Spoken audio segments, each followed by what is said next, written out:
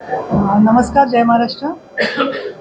आपण सगळे कोल्हापूरचे आणि महाराष्ट्रातले नामवंत विख्यात पत्रकारांशी भेटून मला अतिशय आनंद झाला.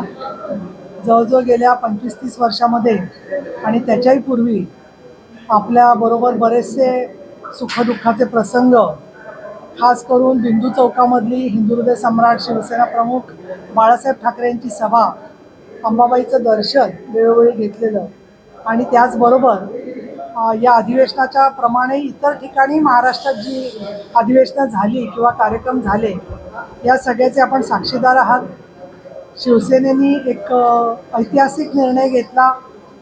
त्याच्यानुसार सन्माननीय शिवसेनेचे मुख्य नेते एकनाथ शिंदे यांनी जे त्यांचं संपूर्णपणाने भूमिका होती ती भूमिका स्पष्ट केलेली आहे आणि शिवसेनेचं महाअधिवेशन जे कोल्हापूर या ठिकाणी कालपासून झालं, आजही त्याच्यामध्ये पुढचे कार्यक्रम होणार आहेत. पण तुम्ही अतिशय सुंदर अशी नेहमीप्रमाणे झंझावाती आणि चांगल्या पद्धतीची सकारात्मक प्रसिद्धी दिलेली आहे, त्याबद्दल मी आपली ऋणी आहे, आभारी आहे. असं नाही आहे, वंदे मातरम हे गीत जे आहे ते आपण सामूहिक गायनाचा कार्यक्रम स्वतः हिंदू हृदय सम्राट बाळासाहेब ठाकरे हयातीत असतानाच झालेला होता आणि काही सामूहिक वंदे मातरमच्या गाण्यांना स्वतः साहेब उभे होते.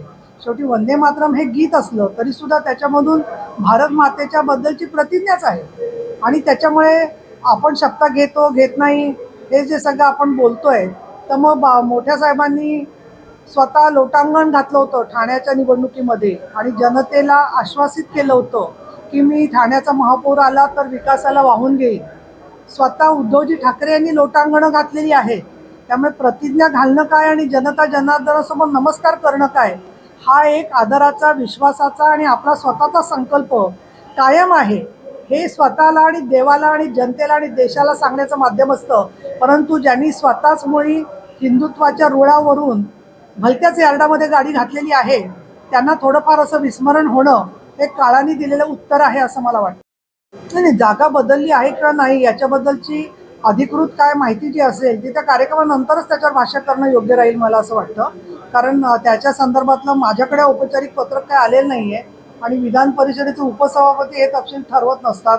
त्यामुळे हा माझ्या कक्षाबाहेरचा प्रश्न आहे. मी असं म्हणते तुम्हाला पंकज की छत्रपती शिवाजी महाराजांना वंदन कुठून आपण करतोय, मग ते शिवनेरीवरून तर होतंच, रायगडावरून होतं, महाराष्ट्रभर होतं, परदेशातून होतं. छत्रपती शिवाजी महाराजांच्याशी असणारी बांधिलकी अढळ, अविचल आणि पूर्णपणाने 100% समर्पित आहे.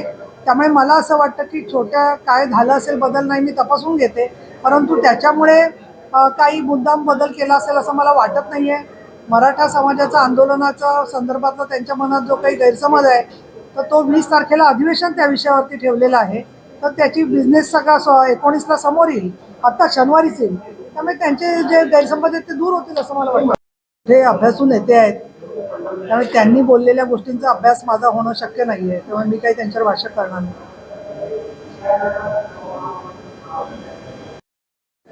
त्यांचे काय प्रश्न असतील ते घेऊया ना, आपण डायरेक्ट थोडं बोलूया.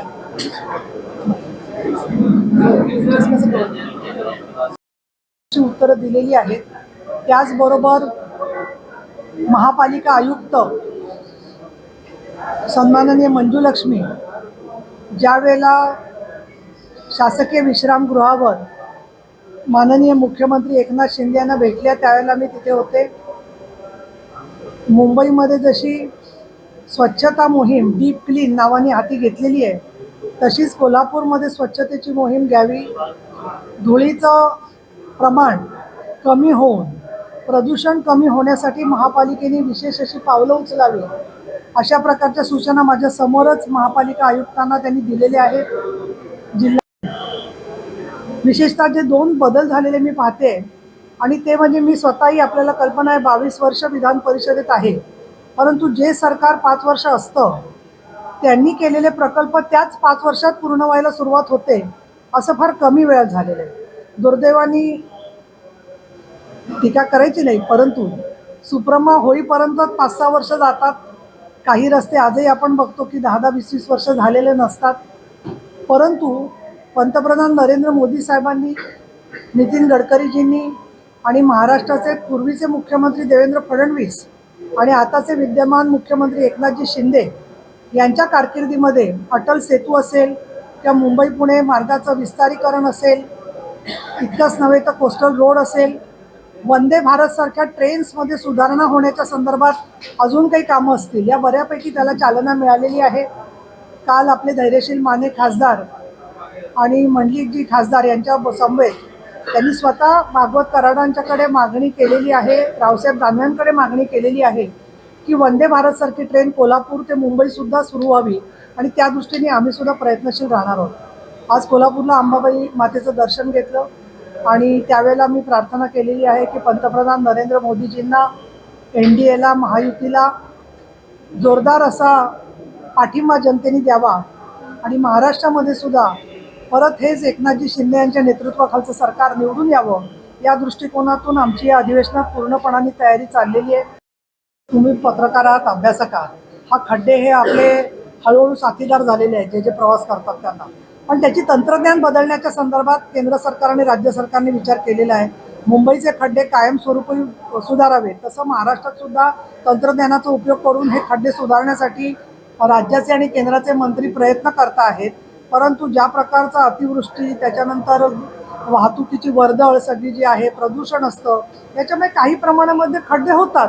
पण मुख्यमंत्री आले म्हणून ते दुरुस्त झाले म्हणण्यापेक्षा मला असं वाटतं की ते सगळीकडे दुरुस्त करण्याबद्दल मुख्यमंत्र्यांनी सूचना दिलेल्या आहेत.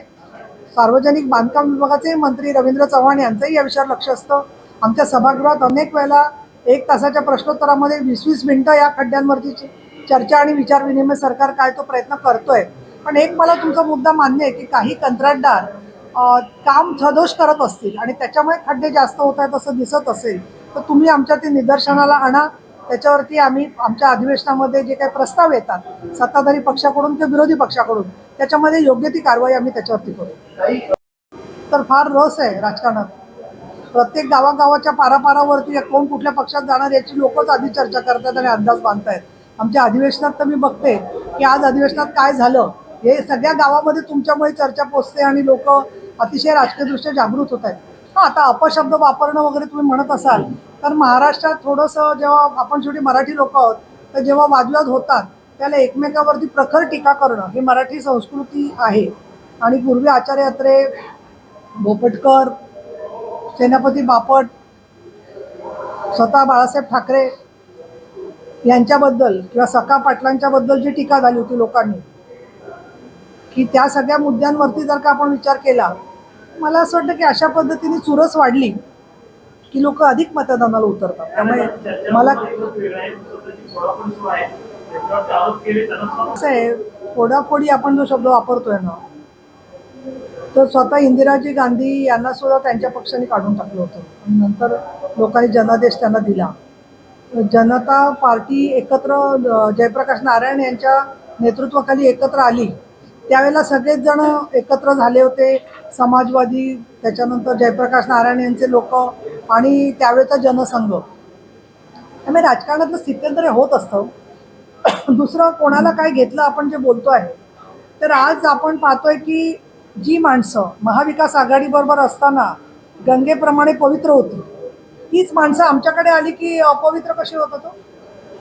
बरोबर तुम्ही दिसत होता, सगळेजण एकमेकाबरोबर शपथ घेत होता, कार्यक्रमांना जात होता, मग ती माणसं त्यावेळेला चालत होती. आणि आता मात्र दुसऱ्या पक्षात गेली की आपला तो बाबा आणि दुसऱ्याचं ते कार्ट, ही म्हण काय बरोबर नाहीये. लोकांना राग आला असेल तर माझी मी समजू शकते, मग त्यांनी ठरवावं. परंतु लोक त्याच्यात उत्तर काय शोधतात? नोटा. नोटा म्हणजे मतदानाला जायचं नाही. हा एक उच्च मध्यम वर्गामध्ये किंवा समाजामध्ये ट्रेंड चाललेला आहे. तो फार मला काळजीचा याच्यासाठी वाटतो की उद्या बरेच लोक शेवटी 25% 30% लोक मतदानच करेनासे झाले तर मग योग्य त्या उमेदवार तिथल्या परिस्थितीत जो काय असतो त्याच्याबद्दल एक उदासीन भूमिका होते आणि त्यातून हिंसाचार, नैराश्य आणि लोकशाहीला धोका होऊ शकतो. आणि त्यामुळे मला असं वाटतं, मला तुमच्या मदतीची गरज आहे आम्हाला, की अशा जेव्हा घटना घडतात तर त्यावेळेला राजकीय परिवर्तन एखाद्या माणसाचं होऊ शकतं. हे पहा,